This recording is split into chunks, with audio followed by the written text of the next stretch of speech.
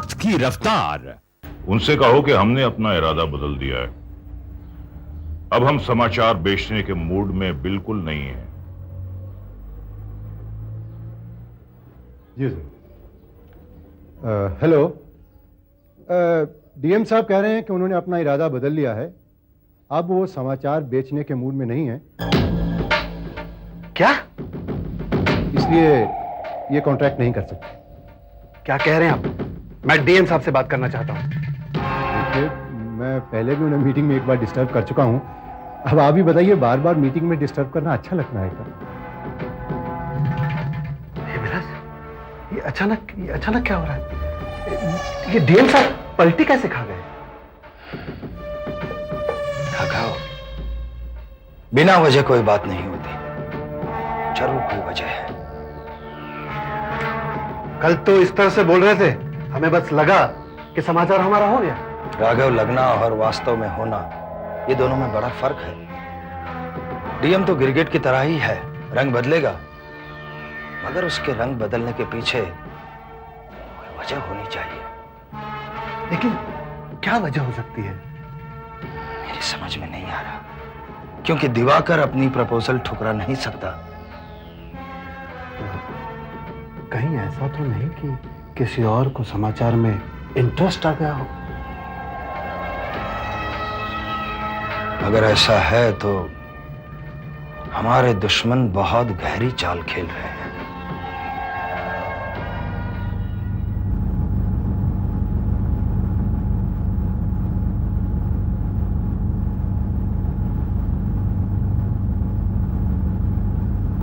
भाई वाह, ये तो बड़ी अच्छी खबर है। हाँ, तो मुझे एक कॉपी बनाकर भेज दो। यप, बिहारी। भाई क्या खबर लाए हो? बधाई देने आऊँ आपको। वाह साहब जी, क्या दाव खा रहा है? सहकार बंद हो गया? हाँ, अभी अभी विजय राज जी के केबिन में डिस्ट्रीब्यूटर्स की मीटिंग चल रही थी। योगेश जी को भी बुलवा लिया था। क्या बातें क्या हो रही थी वहां पर? बातें क्या होनी है, योगेश जी कह जा रहे थे कोई खुशखबरी देने वाले। अब काहे की खुशखबरी देंगे साहब जी? सहकार बंद होना था सो हो गया। आपसे दुश्मनी लेके टिके रहना इतनी आसान बात है क्या? आसान छोड़िए, नामुमकिन मैं कह रहा हूँ। बिहारी, वहां क्या बातें हुई, तुमने कुछ सुना? सुनी है योगेश जी की बातें। योगेश जी कह रहे थे सहकार फिर से शुरू होगा। मगर मैं एक बात बता दूं, मुझे नहीं लगता कोई उनकी बात पे यकीन करेगा। और अब तो डिस्ट्रीब्यूटर की चर्चा से बात साफ हो गई, कोई उनकी बात पे यकीन नहीं करा साहब जी। सहकार को बंद होना था, सहकार बंद हो गया साहब जी। लेकिन एक बात बताऊं, मुझे दया आ रही है मजदूरों पे साहब जी। उस वक्त आप अच्छे खासे इनको पैसे दे रहे थे, घर दे रहे थे, आपकी बात को माने नहीं, सहकार को बंद नहीं होने दिया।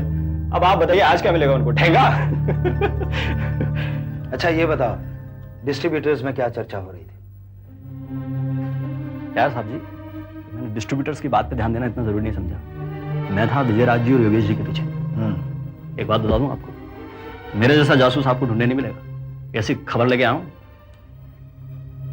क्या खबर है? टूटेगा साहब जी।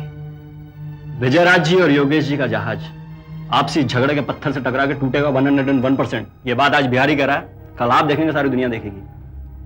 दोनों के अंदर अनबन चल रही थी, विजय राज जी और योगेश जी में। आपसे दुश्मनी लेने वाले आपस में टकरा रहे हैं हम। आपको तो मालूम है ना योगेश क्या आदत, कैसे उल्टी सीधी बातें करता है वो। उसने उनसे भी उल्टी सीधी बातें की होगी। तो मुझे दया आ रही है बेचारे विजय राज जी पर। बेचारा बूढ़ा विजय राज। जबान संभाल कर बात करो। विजय राज जी कहना? क्या विजय राज जी? तुम उन्हीं की रोटी खा रहे हो। माफ कर दीजिए, माफ कर दीजिए, गलती हो गई। जिसको और सुनो, मैंने तुम्हें अपना आदमी बनाकर यहां रखा, इसका मतलब ये नहीं कि तुम अपनी औकात भूल जाओ। जिसको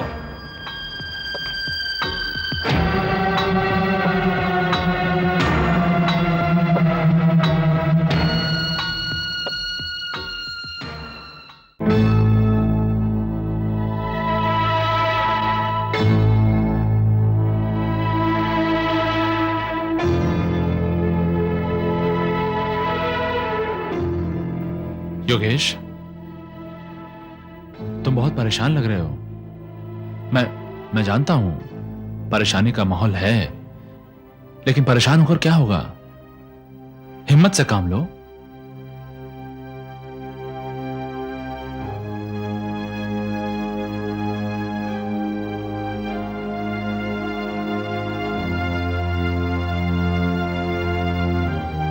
मंथन, मैं परेशान नहीं हूं, सोच रहा हूं।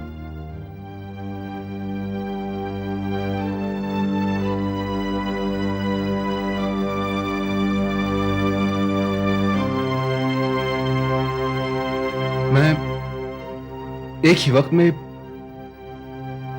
बहुत सारी बातें सोच रहा हूं।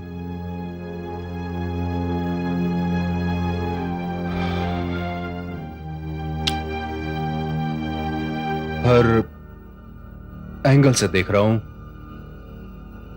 लेकिन कुछ समझ में नहीं आ रहा कि क्या गलत है, क्या सही है। जो मैं करना चाहता हूं उस मकसद में कामयाब होऊंगा या नहीं, कुछ पाने के लिए क्या क्या खोना पड़ेगा, इस बात का अंदाजा लगा रहा हूं मैं। मगर तुम सोच क्या रहे हो? यही बताने के लिए मैंने तुम दोनों को यहां बुलाया है। अब मैं कल रात भर सो नहीं सका, अपने अनुभवों को जांचता रहा। कुछ पाने की खुशी से ज्यादा कुछ खोने का डर सता रहा है मुझे।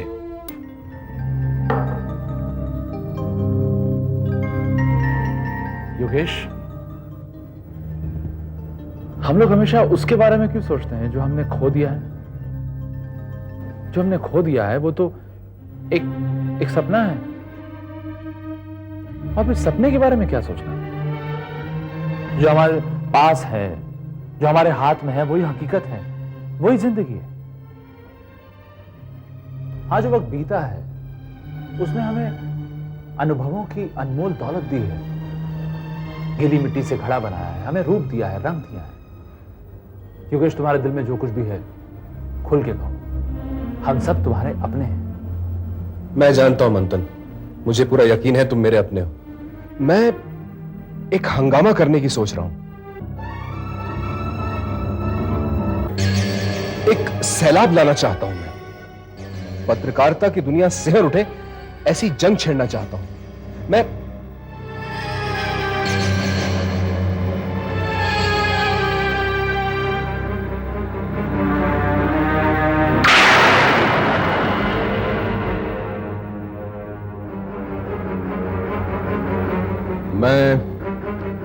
सोच रहा हूं क्या करूं, कोई योजना बनाना चाहता हूं। क्या कर रहा था? हाँ, क्या कर रहा था यहाँ? हमारी बातें सुन रहा था? बातें सुन रहा था हमारी तू? हाँ? क्या कर रहा था? क्या कर रहा था? बोल बोल, क्या कर रहा था?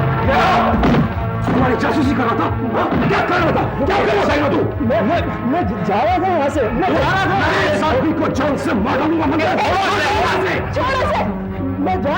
दफा हो जा यहाँ से, दफा हो जा। और तुम्हारा यहाँ मेरे ऑफिस में आना तो तुझे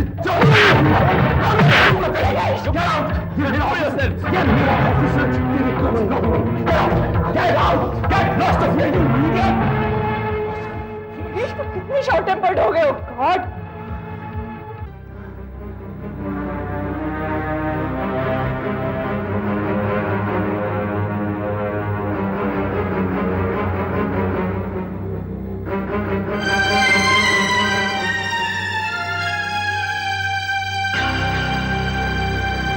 I'm sorry आभा, पता नहीं क्यों मैं आजकल अपने आप पर कंट्रोल नहीं कर पाता, लेकिन ये लोग ऐसा क्यों करते हैं? Cool it, Yogesh. Just cool it. Let us not waste time. तुम कुछ जरूरी बात कर रहे थे। हाँ मंथन, मैं ये कहना चाहता था कि क्यों ना हम सहकार को दोपहर की जगह सुबह शुरू कर दें। अरे ये तो बहुत ही खुशी की बात है। हम वैसी ही मेहनत करेंगे जैसे प्रजासत्ताक के समय करते थे। सब कुछ वैसा ही होगा, बस नाम बदल जाएगा। हमने जो कुछ भी खोया है हमें वापस मिल जाएगा। It's a wonderful idea. लेकिन इसमें कुछ खोने का सवाल ही पैदा होता है। मंथन, डैड इस बात के लिए कभी राजी नहीं होंगे। क्यों? क्योंकि डैड ने विलास भैया से वादा किया था कि वो 6 महीने तक प्रजासत्ताक के सामने कोई कॉम्पिटिटर खड़ा नहीं करेंगे। लेकिन ये वादा डैड ने किया था, मैंने नहीं। आफ्टर ऑल मेरी भी जिंदगी है, मेरी आकांक्षाएं हैं, मेरी इच्छाएं हैं, मेरे एम्बिशंस हैं, और मैं उन्हें मरने नहीं दूंगा। सहकार को सुबह निकालना डैड के वादे के साथ बगावत होगी। इसलिए मेरी समझ में नहीं आ रहा कि मैं क्या करूं। मैं तुमसे तुम्हारे साथ की उम्मीद रखता हूं। तुम ही बताओ मुझे क्या करना चाहिए।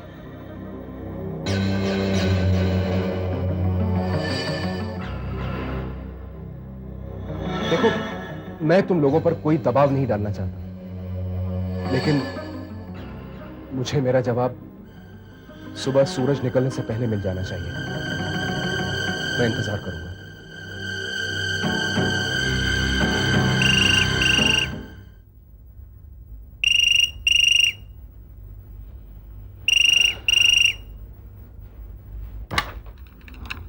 हेलो।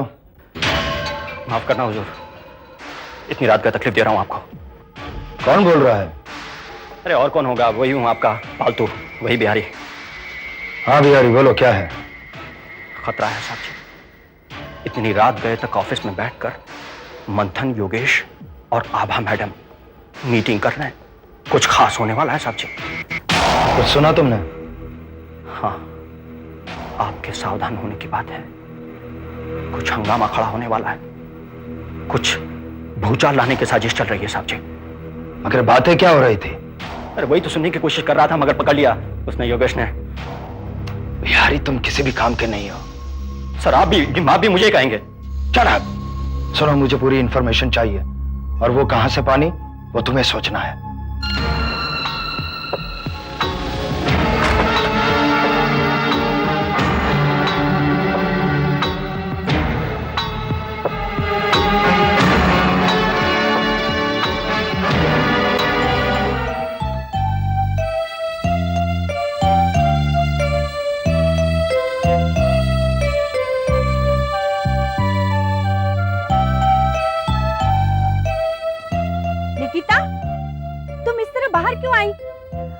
कुछ नहीं, अंदर घुटन सी महसूस हो रही थी। तो मुझसे क्यों नहीं कहा? तुम्हें इस तरह बाहर आने की इजाजत नहीं है। मैं बिल्कुल ठीक हूँ। ऐसा तुम समझती हो, डॉक्टर नहीं। सचमुच मुझे बहुत अच्छा लग रहा है यहाँ। देखो कितनी खूबसूरत वादी है, कैसी हवाएं चल रही हैं, पंछी गा रहे हैं, और वो देखो सामने गुलमोहर कैसे खिल उठा है। ऐसा लगता है हरे भरे पेड़ पर अंगारे उग गए हों। शरीर में घड़ी की टिक टिक सी महसूस हो रही है। सचमुच मुझे बहुत अच्छा लग रहा है।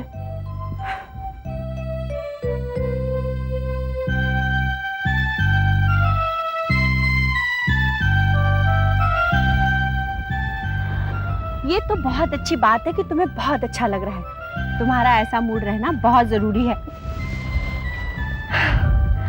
बा कहाँ है? सुबह से दिखाई नहीं दिए। बा मंदिर में है, उन्होंने व्रत रखा है। सुबह से दोपहर तक मंदिर में ही रहती हैं और सूरज ढलने तक पानी भी नहीं लेती। क्या?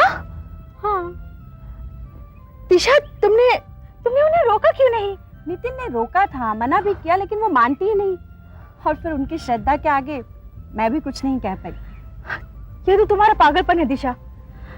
इस उम्र में उनका शरीर ऐसे व्रत कैसे झेल पाएगा? मैं अभी मंदिर जा रही हूँ। नहीं निकिता, दिशा तुम मेरे साथ चल रही हो या नहीं? मैं अकेली चली जाऊँ। निकिता सुनो तो। निकिता, निकिता, निकिता, तुम मेरी बात क्यों नहीं मानती? ये तुम्हारी जिम्मेदारी थी दिशा। बा ने एक बार व्रत बोल दिया तो उनका व्रत 8 दिन का, 10 दिन का, 21 दिन का भी हो सकता है। उन्हें रोकना पड़ेगा और वो मंदिर में ही हो सकता है। निकिता, निकिता सुनो तो सही। क्या हुआ? नितिन, अब तुम ही समझाओ। ये मंदिर जाने की जिद कर रही हो, डॉक्टर ने इसकी इजाजत बिल्कुल नहीं दी है। क्या प्रॉब्लम है निकी? भैया, आपने बा को व्रत रखने से रोका क्यों नहीं? निकी, बा ने ये व्रत पहली बार थोड़ी रखा है। और तुम परेशान ना हो, हम उन्हें समझा देंगे, आज ही समझाएंगे बस। मुझे बहुत तकलीफ होती है इस बात से कि मैं सबकी परेशानी की वजह बनी हूँ। निकिता ऐसा मत कहो। ठीक ही तो कह रही हूँ। जो कुछ भी हो रहा है मेरी वजह से हो रहा है। भाग्य दर्द की वजह मैं हूँ। योगेश की परेशानी मुझसे शुरू हुई है। निकी अब बस भी करो, डॉक्टर ने तुम्हें आराम करने के लिए कहा है। चलो आराम करो। आराम? सबको परेशानी के भंवर में लपेटकर मैं आराम कर रही हूँ। कितनी बदनसीब हूँ मैं। और आप लोग भी मुझे कुछ नहीं बताते। किस बारे में? यही कि किसका फोन आया था, बाबूजी और योगेश इतना जल्दी जल्दी में क्यों चले गए, आखिर क्या हो रहा है? कुछ नहीं हो रहा निकी। कुछ नहीं हो रहा है इसलिए वो इस तरह चले गए? आप मुझसे क्यों झूठ बोल रहे हैं भैया? देखो निकी, तुम्हें इतनी दूर ऊटी में इसलिए नहीं रखा गया कि देश रत्न खानदान में क्या हो रहा है उसकी फिक्र करती रहो। मैं उस खानदान का एक अहम हिस्सा हूँ। हो ना? तो तुम्हारी जिम्मेदारी को समझो निकी। तुम देश रत्न खानदान की बहू हो। तुम्हारी कोख में देश रत्न खानदान का वारिस है। सब अपनी अपनी जिम्मेदारियां निभा रहे हैं। तुम्हारी जिम्मेदारी यह है कि उस वारिस को सही सलामत जन्म दो। बाकी कहां क्या हो रहा है यह सोचने की तुम्हें कोई जरूरत नहीं निकी। ये आप कह रहे हैं भैया? हाँ मैं कह रहा हूं निकी। मैं एक इंसान हूं भैया, कोई मशीन नहीं। मैं अपने एहसास के दरवाजे बंद नहीं कर सकती। मेरे आसपास जो कुछ भी हो रहा है उसका असर तो मुझ पर होकर ही रहेगा।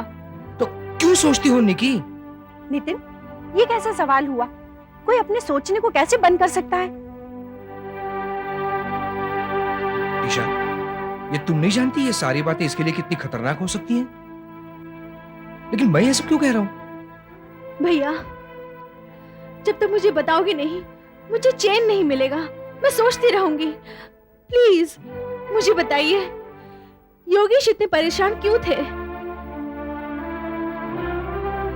देखो निकी, मैंने योगेश को वचन दिया था, मैं तुम्हें ऐसा कुछ नहीं कहूंगा जो तुम्हारे दिल को लगे।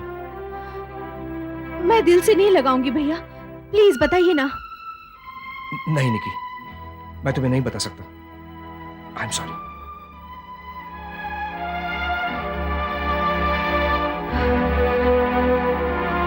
कोई मुझे कुछ बताना नहीं चाहता। कोई बात नहीं, मैं योगेश से पूछ लूंगी देश रत्न खानदान में क्या हो रहा है।